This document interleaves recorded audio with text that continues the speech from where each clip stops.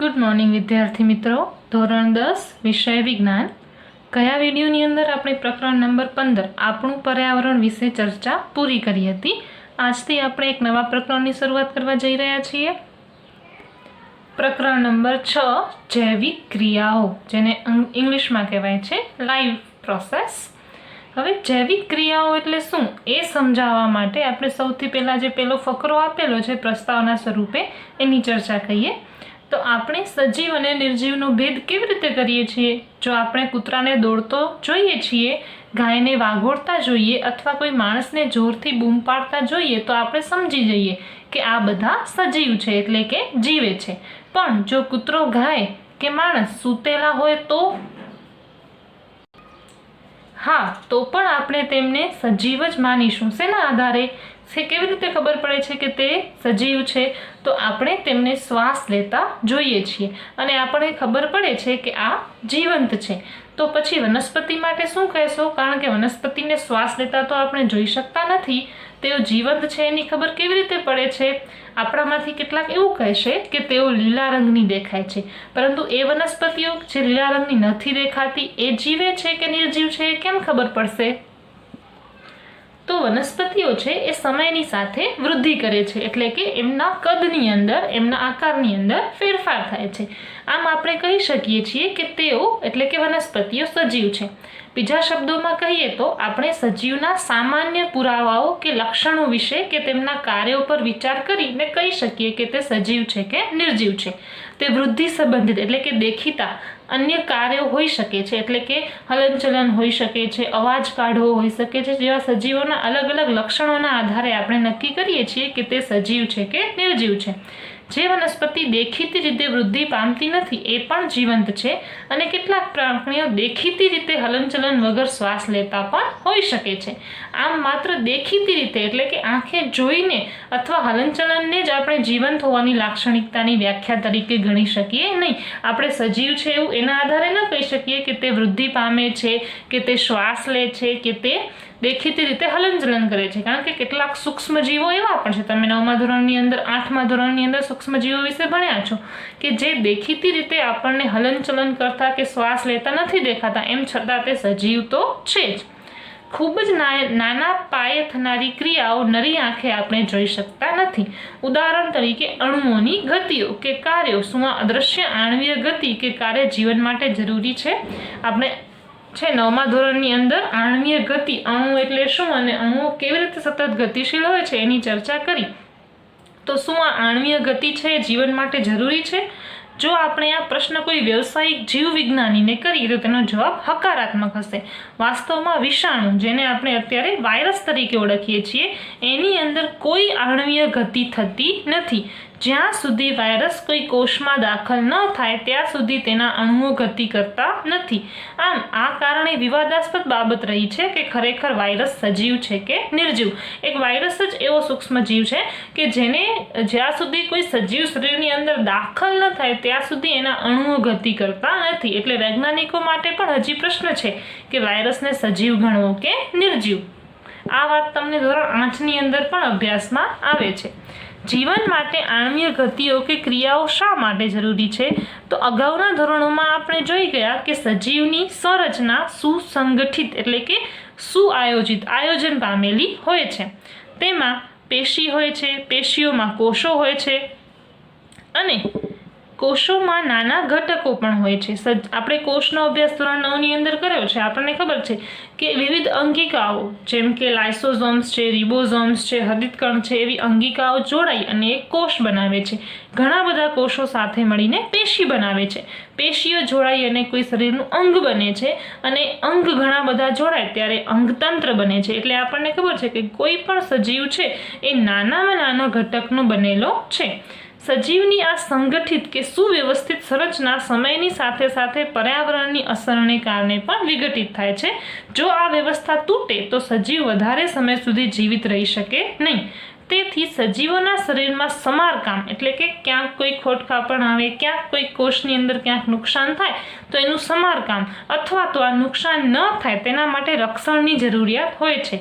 આ બધી સંરચનાઓ અણુઓની બનેલી હોવાથી તેમને અણુઓને સતત ગતિશીલ કે કાર્યરત એટલે કે કાર્ય કરતા રાખવા જોઈએ. એટલા માટે એમનું સમારકામ અને રક્ષણ થવું જોઈએ. તો આ જાળવણી એટલે કે દરેક અણુની દેખરેખ, આ સજીવોમાં જાળવણીની ક્રિયાને શું કહીએ છીએ આપણે એ આ પ્રકરણની અંદર સમજવાનું છે. તો સૌથી પહેલો મુદ્દો છે જૈવિક ક્રિયા એટલે શું? What are life processes? સજીવોના રક્ષણનું કાર્ય નિરંતર થવું જોઈએ એટલે કે સજીવ શરીરની અંદર જે ભાગો છે એમનું રક્ષણ કાયમ થવું જોઈએ. આ કાર્ય ત્યારે પણ થાય છે જ્યાં કોઈ ચોક્કસ કાર્ય થતું ન હોય.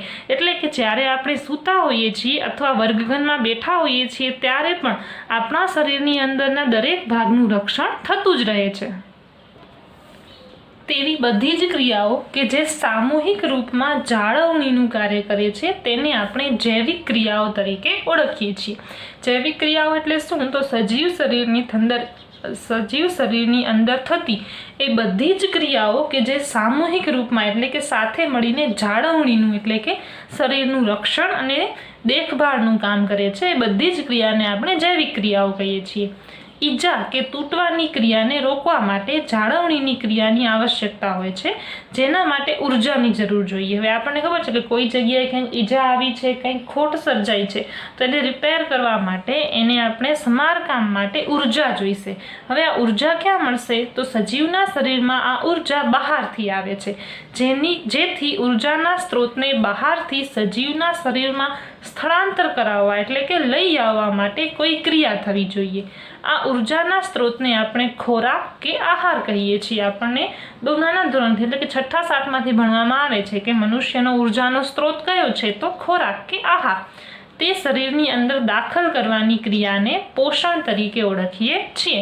કોઈ પોષણની વ્યાખ્યા પૂછે તો શું કહી શકાય કે સજીવના શરીરની ઉર્જાની આવશ્યકતા પૂરી કરવા માટે બહારથી ખોરાક કે આહાર સ્વરૂપે શરીરની અંદર કોઈ પદાર્થ દાખલ કરવાની ક્રિયાને આપણે પોષણ કહીએ છીએ. જો સજીવમાં શારીરિક વૃદ્ધિ થાય છે તો તેઓના માટે તેઓએ વધારાની કાચી સામગ્રીની પણ આવશ્યકતા હોય છે. પૃથ્વી પર જીવન કાર્બન આધારિત અણુઓ પર નિર્ભર છે. આપણું શરીર છે કે પૃથ્વી પર રહેતા કોઈ પણ સજીવના શરીરની વાત કરો તો એ મોટા ભાગે કાર્બનનું બનેલું છે. આ કાર્બન સ્ત્રોતોની જટિલતાને અનુસરીને વિવિધ સજીવ વિભિન્ન પ્રકારના પોષણની ક્રિયાઓ ધરાવે છે. દરેક સજીવને જીવિત રહેવા માટે કાર્બન આધારિત ખોરાકની જરૂર પડે અને એના માટે દરેક સજીવની અંદર અલગ અલગ પોષણની ક્રિયાઓ હોય છે. ઉર્જાના આ બાહ્ય સ્ત્રોત વિવિધ પ્રકારના હોઈ શકે છે.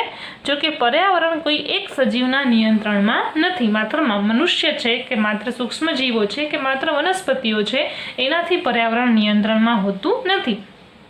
શરીરની અંદરની ઉર્જાના આ સ્ત્રોતોનું વિઘટન કે નિર્માણની જરૂરિયાત હોય છે, જેથી આ અંતિમ ઉર્જાનો સ્ત્રોત એક સમાન ઉર્જા સ્ત્રોતમાં પરિવર્તિત થઈ જવો જોઈએ અને આ વિવિધ અણુઓની આણ્વીય ગતિઓ કે કાર્યો માટે તેમજ વિવિધ સજીવ શરીરના રક્ષણ અને શરીરની વૃદ્ધિ માટે ઉપયોગી આવશ્યક અણુઓનું નિર્માણ થવું જોઈએ. બહારથી આપણે કાચી સામગ્રી સ્વરૂપે જે ખોરાક કે આહાર લઈએ છીએ એનો ઉપયોગ આપણા કોષો કરી શકે એના માટે એમાં કંઈ પરિવર્તન થવું જોઈએ. ઓક્સિડેશન રિડક્શન પ્રક્રિયાઓ અણુઓના વિઘટનની કેટલીક સામાન્ય રાસાયણિક પ્રક્રિયાઓ હોય છે. કઈ રાસાયણિક પ્રક્રિયા મોટા ભાગે આપણા શરીરમાં થાય છે? તો ઓક્સિડેશન અને રિડક્શન. આપણે ઓક્સિડેશન રિડક્શન પ્રક્રિયા શું છે એ પ્રકરણ 1ની અંદર ભણીને આવ્યા છીએ. આ પ્રક્રિયાઓ અણુઓનું વિઘટન કરી અને કેટલીક સામાન્ય રાસાયણિક પ્રક્રિયા કરે છે.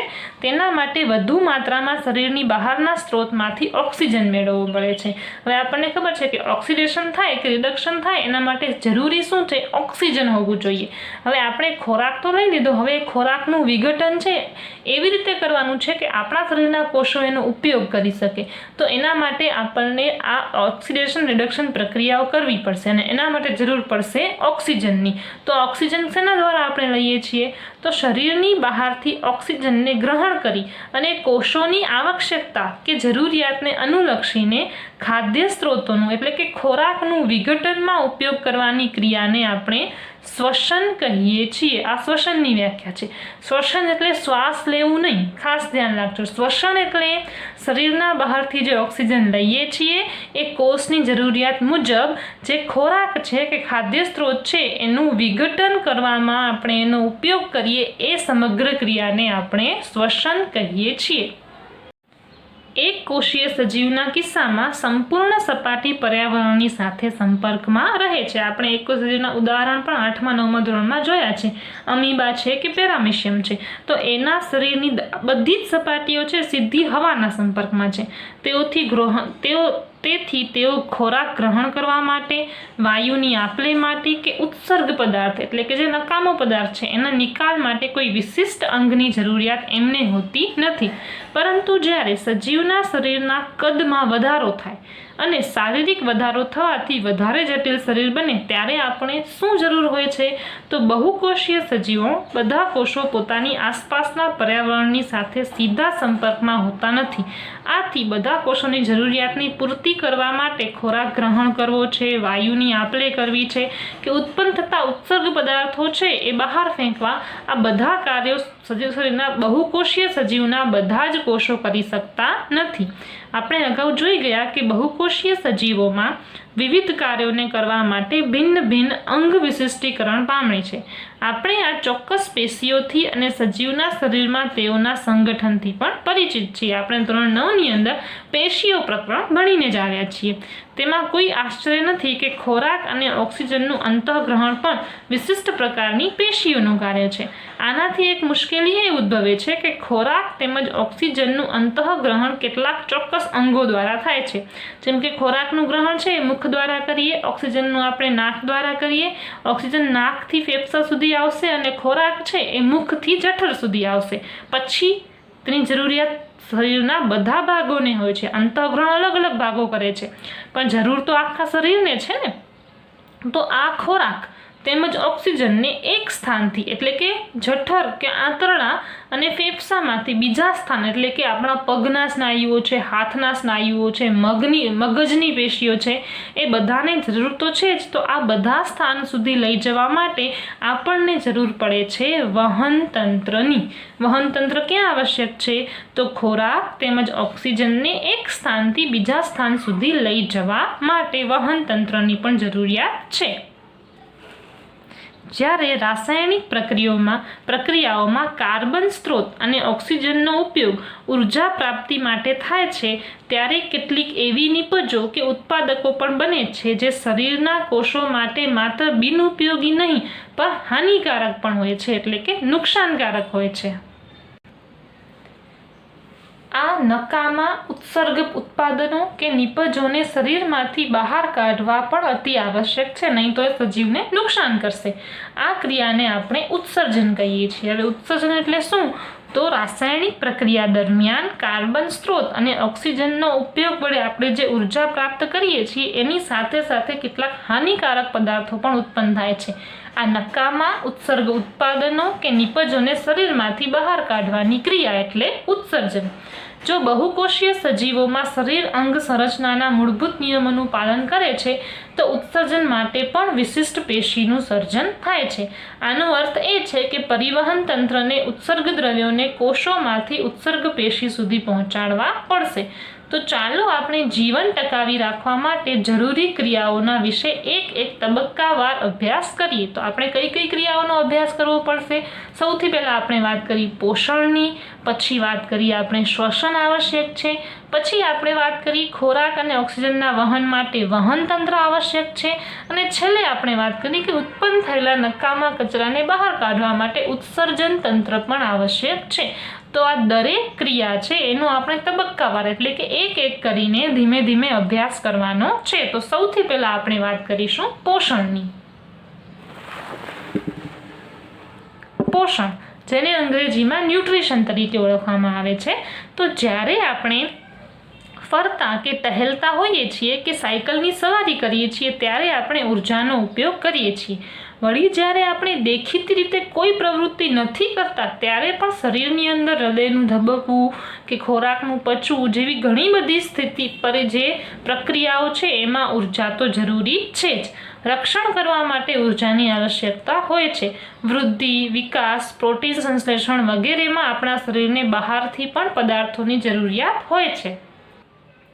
આ ઉર્જાનો સ્ત્રોત અને પદાર્થ જે આપણે જમીએ છીએ તે ખોરાક કે આહાર છે. સજીવ પોતાનો ખોરાક કે આહાર કેવી રીતે પ્રાપ્ત કરે છે? તો આનો અભ્યાસ આપણે ધોરણ 7 ને 8માં કર્યો છે કે દરેક સજીવ અલગ અલગ સ્વરૂપે અલગ અલગ રીતે ખોરાકનો પ્રાપ્ત કરવાની જે વૃત્તિ છે, જે ફેસિલિટી છે એ ધરાવે છે. બધા સજીવોમાં ઉર્જા અને પદાર્થોની સામાન્ય જરૂરિયાત સમાન હોય છે. એટલે કે ઉર્જા તો દરેકને જોઈશે, એ સૂક્ષ્મજીવ હોય, કીટક હોય, તૃણાહારી હોય, માંસાહારી હોય, પોતે વનસ્પતિ પણ શું કામ ન હોય, દરેકને ઉર્જા તો જોઈશે જ. પરંતુ તેઓની પૂર્તિ અથવા તો પૂર્તતા ભિન્ન ભિન્ન એટલે કે અલગ અલગ રીતોથી થાય છે. કેટલાક સજીવો અકાર્બનિક સ્ત્રોતોમાંથી કાર્બન ડાયોક્સાઇડ અને પાણીના સ્વરૂપમાં સરળતમ પદાર્થો પ્રાપ્ત કરે છે. આ સજીવોને આપણે સ્વયંપોષી કહીએ છીએ. એવા સજીવો કે જે અકાર્બનિક સ્ત્રોતોમાંથી કાર્બન ડાયોક્સાઇડ અને પાણી મેળવી અને પોતાનો ખોરાક જાતે બનાવે એને આપણે કહીએ છીએ સ્વયંપોષી સજીવો, જેમાં બધી જ લીલી વનસ્પતિઓ અને કેટલાક જીવાણુઓનો પણ સમાવેશ થાય છે. એવા જીવાણુઓ કે જેમના કોષોની અંદર હરિતદ્રવ્ય કે હરિતકણ આવેલા હોય એ સ્વયંપોષી છે. બીજા સજીવો જટિલ પદાર્થોનો ઉપયોગ કરે છે, એટલે કે રેડીમેડ બનેલા જે જટિલ પદાર્થો છે એનો ઉપયોગ કરે છે. આ જટિલ પદાર્થોનો સરળ પદાર્થોમાં વિઘટન કે વિખંડન કરવું પણ આવશ્યક હોય છે, જેથી તે સજીવની જાળવણી અને વૃદ્ધિમાં ઉપયોગી બને. ખોરાક તરીકે તે જટિલ પદાર્થો લઈ લે છે, પણ એ જ જટિલ પદાર્થનું એને સરળ પદાર્થોમાં પાછું વિઘટન પર કરવું પડે છે, અને જેનામાંથી ઉર્જા મેળવી અને તે પોતાના શરીરની જાળવણી અને વૃદ્ધિ કરી શકે. તેઓને પ્રાપ્ત કરવા માટે સજીવ જૈવ ઉદ્દીપકનો ઉપયોગ કરે છે, જેઓને આપણે ઉત્સેચક કહીએ છીએ. આમ વિષમપોષીઓ અસ્તિત્વ ટકાવી રાખવા માટે પ્રત્યક્ષ કે પરોક્ષ રીતે સ્વયંપોષી પર આધારિત હોય છે. આ તો આપણે ઘણા સમયથી સાંભળતા આવ્યા છીએ કે જે વિષમપોષીઓ છે એટલે કે જે બીજા ઉપર આધાર રાખનારા છે એ શું કરે છે તો પ્રત્યક્ષ કે પરોક્ષ રીતે સ્વયંપોષી એટલે કે જાતે ખોરાક બનાવી લેનાર સજીવો ઉપર આધારિત હોય છે. પ્રાણી અને ફૂગ આ પ્રકારના વિષમપોષી સજીવોમાં આવે છે. વિષમપોષી સજીવો કોણ કોણ છે તો પ્રાણીની અંદર બધા આવી જશે. એ કીટકો પણ હશે, તૃણાહારીઓ, માંસાહારીઓ અને પોતે મનુષ્ય, આ બધા જ પ્રાણીઓની અંદર આવશે. અને સાથે સાથે કેટલીક ફૂગ એ પણ વિષમપોષી સજીવ તરીકે ગણવામાં આવે છે, કારણ કે તે પોતાની ઉર્જા મેળવવા માટે સ્વયંપોષી સજીવો ઉપર આધાર રાખે છે અથવા તો નિર્ભર છે. તો હવે બે પ્રકારના પોષણ આપણને જોવા પડશે. સ્વયંપોષી પોષણ, કારણ કે આપણે અત્યારે જ વાત કરી પોષણના આધારે સજીવોના કેટલા પ્રકાર પડે છે, બે, જે પોતાનું પોષણ જાતે મેળવે છે અને બીજા જે પોતાના પોષણ માટે અન્ય સજીવ ઉપર આધારિત છે. બરાબર, તો જે પોતાનું પોષણ જાતે મેળવે છે, જાતે બનાવે છે એ થશે સ્વયંપોષી પોષણ, અને જે સજીવો અન્ય સજીવ ઉપર એટલે કે સ્વયંપોષી સજીવો ઉપર ખોરાક માટે આધારિત છે એ થશે વિષમપોષી પોષણ. તો આ બંને પ્રકારના પોષણનો આપણને અભ્યાસ કરવાનો છે. સ્વયંપોષી પોષણમાં આપણને ખબર છે કે એની અંદર માત્ર કેટલીક લીલી વનસ્પતિઓ અને હરિતકણ ધરાવતા સૂક્ષ્મ જીવોનો સમાવેશ થઈ શકે છે, જ્યારે વિષમપોષી પોષણમાં આપણે બધાનો સમાવેશ થશે. બરાબર, તો આવી રીતે આપણે બે પ્રકારના પોષણનો અભ્યાસ કરવાનો છે. તો આ બંને પ્રકારના પોષણનો અભ્યાસ આપણે આવતા વિડીયોની અંદર કરીશું. પ્રકરણ થોડું લાંબુ છે અને ડિટેલમાં સમજવા જેવું છે, કારણ કે પરીક્ષાલક્ષી છે. પરીક્ષાની અંદર ઘણા બધા પ્રશ્નો પૂછાય એવું છે. મોટા પ્રશ્નો પણ આ પ્રકરણમાંથી પૂછાતા હોય છે. બરાબર, એટલે જેટલું અહીંયા ચલાવવામાં આવે એટલું તમારે ધ્યાનથી વાંચી લેવું. એની અંદર કંઈ પણ ન સમજાય તો મને પૂછી લેવું. વચ્ચે વચ્ચે જ્યાં મને પરીક્ષાલક્ષી લાગશે એ હું તમને અહીંથી જણાવતી રહીશ, અને જે અહીંયાથી હોમવર્ક આપવામાં આવે એ પણ સમયસર પૂરતા કરતા રહેવું. તો આજનો વિડીયો આપણે અહીંયા જ પૂરો કરીએ છીએ. સ્વયંપોષી પોષણ અને વિષમપોષી પોષણની ચર્ચા આપણે આવતા વિડીયોની અંદર કરીશું. Thank you.